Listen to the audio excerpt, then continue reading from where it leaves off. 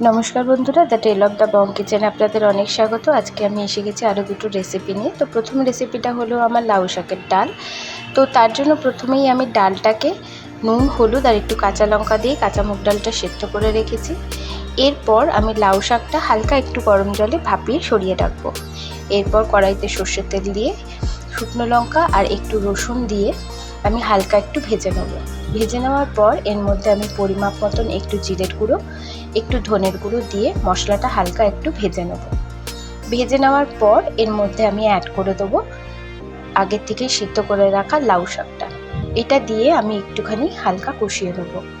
হালকা কষানো হয়ে গেলে পরে এর মধ্যে আমি ডালটা দিয়ে দেবো। ডালটা দিয়ে দেওয়ার পর এর মধ্যে আমি আর একটু পরিমাপ মতন নুন আর একটু মিষ্টি দিয়ে ডালটা ফুটিয়ে নেব। ডালটা ফুটিয়ে নেওয়ার পরে হয়ে গেলে আমার ডালটা রেডি হয়ে যাবে। বন্ধুরা, এরপর আমি যে রেসিপিটা বানাবো এটা একটা আলু ভাজার রেসিপি। এটা একটু আলাদা রকমের আলু ভাজা। এটা আমার মা ভীষণ বানাতেন। এটা খেতে ভীষণই টেস্টি হয়। তো চলুন দেখে নেওয়া যাক।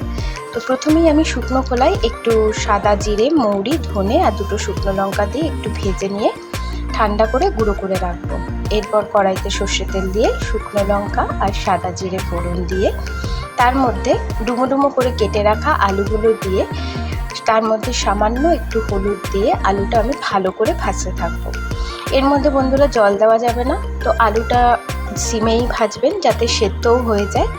আলুটা সেদ্ধ হয়ে আসলে তার মধ্যে আমি সামান্য পরিমাণে নুন, মিষ্টি অ্যাড করে দেবো। দিয়ে আলুটা আরও কিছুক্ষণ ভাজবো, যতক্ষণ না আলুটা বেশ ভালো একটু মুচমুচে হয়ে যাচ্ছে। আলুটা ভালো ভাজা হয়ে গেলে এরপর এর মধ্যে কয়েকটা আমি কাঁচা লঙ্কা অ্যাড করে দেবো। তারপরে আমি আলুটা সেদ্ধ হয়ে যাওয়ার পর এরপর যে আগে থেকে আমি মশলাটা গুঁড়ো করে রেখেছিলাম সেই গুঁড়ো মশলাটার প্রায় 2 চামচের মতন গুঁড়ো মশলা আমি এর মধ্যে অ্যাড করে দেবো। দিয়ে তারপরে আমি আলু ভাজাটা নামিয়ে ওপর দিয়ে একটু আমি নারকেল ছড়িয়ে দিলেই আমার রেডি হয়ে যাবে আলু ভাজা।